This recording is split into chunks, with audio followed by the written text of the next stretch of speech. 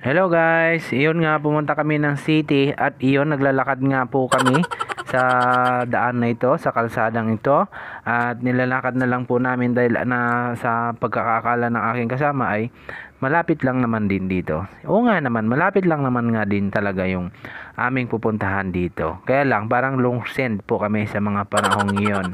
Oo nga po pala, shout out nga po pala sa mga masasali sa mga video nito, sa mga clip. Shout out and credit na lang din po sa inyo. Ayan, napaka smile pa. Lakad muna. Tung tung tung tung tung tung tung tung tung tung tung tung. Humarap pa, dandahan, tumingin ka, matisod ka. Oh, may papadyak pa. Gusto mo maglakad Ayan, sige yon. Lakad tayo papuntang SM. So, yun, SM yung tinuturo ko na yon. At parang malapit na nga po kami dito. Oh, yun na nga. Nagmadali na siya. Dahil nakita niya na yung entrance. Entrance nga. Ayan, nandito na kami ngayon, papasok. Papasok na kami sa mga oras na yan. So, papasok pa lang po kami, nag-iisip na po kami. Nagdududa na talaga kami kung ano ba ang aming pupuntahan. Parang alangan. So, malakas yung pakiramdam ko sa mga oras na to. Parang may mali. Yun, nandito na kami sa lobby. Shoutout nga pala sa guard, Kuya Guard. Shoutout po sa'yo and credit na lang din po sa'yo. At nandito na po kami sa lobby para mag-inquire. So, yan yung aming front desk na nakausap. Shoutout po sa inyo, ma'am, sa magandang front desk na yan. Ops, tika lang. Parang mayroon nagkaroon na ng problem. May patawa-tawa effect na. Nagkakaroon po kami ng problema dito dahil ibang hotel ang aming napasukan. Sorry, labas. Pasensya na po. So, yun, hiyang-hiya siya sa ginagagawa niya. Labas po kami ulit. Yan, okay. Tingnan mo, ang ganda ng hotel na yan sa loob. Hindi nga namin alam kung anong laman yan sa loob, kung ano bang view niyan sa loob. Sa labas lang kami, hanggang lobby lang kami. Ayan, papunta na lang kami sa labas. Mag-aabang na lang po kami ng aming masasakyan palabas. Bit-bit niya yung laptop. So, kasi yung bag niya, pinadala niya sa akin. Hindi Siyempre, gentleman tayo. Dalayin natin yung bag ng kasama natin. Ayan, nag-aabang na siya. Nagta-tricycle na lang. Sabi ko mag-tricycle lang tayo kasi alam ng mga tricycle yung mga papunta doon sa mga hotel na yan. So yan ang hotel na yan. Shoutout sa mga hotel na yan. Sa mga hotel na yan. Mga check-in na yan. Ayan na nga naginto na sa aming tricycle para kami ay isakay. Pero hindi niya rin po alam yung aming pupuntahan. So kung siya nga naman masada dito araw-araw, hindi niya alam. Kami pa kaya na bago lang pumunta dito. Taga bundok po kasi kami. Sa wild po. Kung sa bundok kami, alam po namin yan kung saan kami pupunta. Charot. Ayan, nakasakay na kami at nagkukwentuhan na kung ano yung mga experience na pinagdaanan sa unang araw at unang oras na pagdating namin. Nagbiyahe pa kami ng malayo niyan from 3 hours to PPC. Okay, yan na, bumaba na. Kasi natuntun na po namin yung aming pupuntahan. Okay. Baba na siyempre yung bag ni madam. May escort ka pa madam ha. Okay. Ayan na. Papasok na kami sa lobby. Pero parang mali naman. Hindi. Dito sa kabila. Ayan dito sa kabila. Pumasok kami dyan. Dahil pagsilip namin nandyan na nga sila. Ayan pagdating namin ilan pa lang yung tao. Kami pa lang. Ilan pa lang kami. Pagdating namin tapos binigyan na po kami ng mga name tag. At saka yung mga babasa-basahin na yan. Ito yung pinaka magandang part talaga, yung pinakaabangan ko na part sa mga ganito. Merienda. Spaghetti bago tinapay.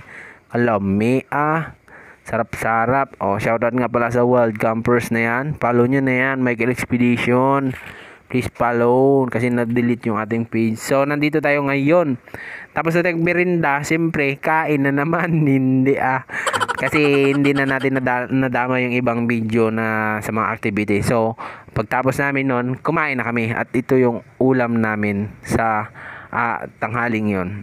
After nun, tapos kain, merinda na naman. Unsa man ini. Ayun na. Tapos na yung activity namin sa buong maghapon. Nandito na kami sa aming mga room. May mga kasama ko dyan. 4 po kami. Puro kami boys. Ayan. Relax muna habang naghihintay ng hapunan. Kasi kain na naman tayo dyan. Naghihintay po. Scroll lang na Lazada yan. So, lumabas muna tayo kasi inainip na tayo sa kakahintay.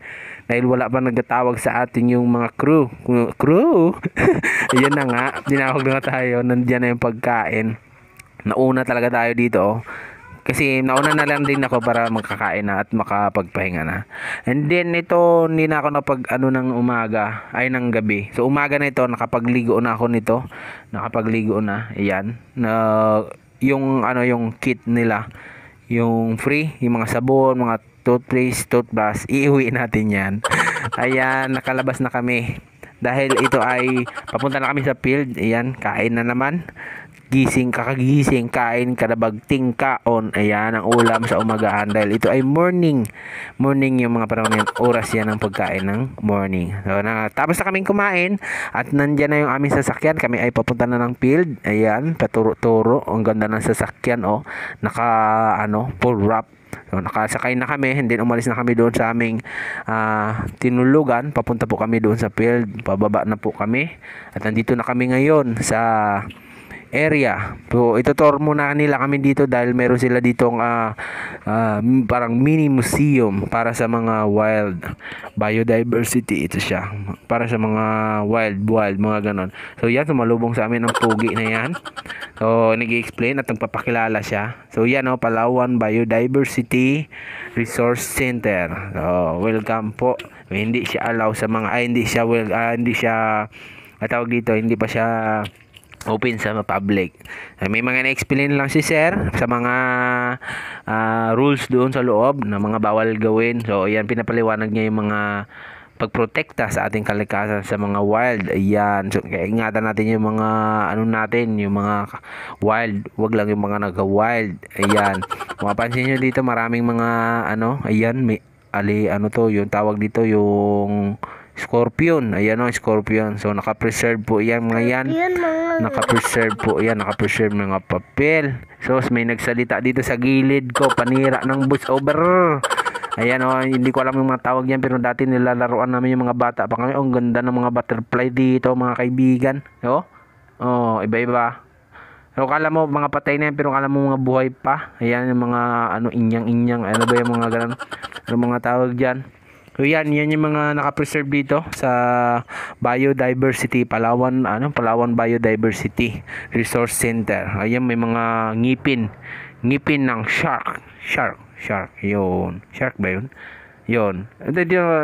Yung mga bagoong nila dito. Ayan, yung mga bagoong na dinggala, mga ganun. So, masarap siguro yung bagoong nila. Yan ang sa harap, sa stage nila, pero bawal pumasok. Ito ay yung tawag dito. Alam ko to dati, ngayon hindi ko na matandaan. So, may mga naghahanap ng mga pamalo dyan sa mga anak. Ayan Ayan, masarap yan pamalo. Ayan. Ito, naka-preserve na rin. Crocodile to, crocodile. Salt crocodile. Ito ang mga pawikan. So, dalawang species ng pawikan. Turtle. Nagsingit na naman, nagsalita. Itong ungisis na to. Ayan, dalawang species. May mga nakalagay po na mga dyan, history. Ano ba yung mga tawag dyan? Mga ibig sabihin dyan, mga nila. Corals. Ayan, corals dyan. Madaming mga corals. So, tapos na kami nag-tour doon sa biodiversity. Ayan, paglabas namin, binigyan na naman kami ng mga merinda. So, busog na nga ang aming isip. Pati aming mga tiyan, busog. So, talagang napakaganda. Yan, papunta na kami sa dahil dalawang grupo kami dito, nagpalitan kami. Kami naman ngayon ang papunta sa laboratory para i-tour kami sa laboratory. Papasok na kami sa mga laboratory nila, sa isang laboratory nila. Yan, winelcome po kami ng mga staff nila doon. Shout out po sa inyo. Maraming salamat sa mga shinare nyo mga kaalaman sa amin. Talagang napakalaking bagay yon sa buhay namin at sa mga buhay ng mga buhay na may buhay. Yun basta ganun. Yun, nandito kami ngayon sa, hindi ko alam, nakalimutan ko na kung anong room yan. Basta yan ang alam ko dyan, lalagyan na ng siupaw. Hindi pero parang siyang lalagyan na ng siupaw, di ba? Alam nyo, lalagyan ng siupaw. Ito naman yung cabinet, lagyan ng mga gamit nila. Hindi rin, may mga nilalagay sila mga, doon gamit na para sa laboratory.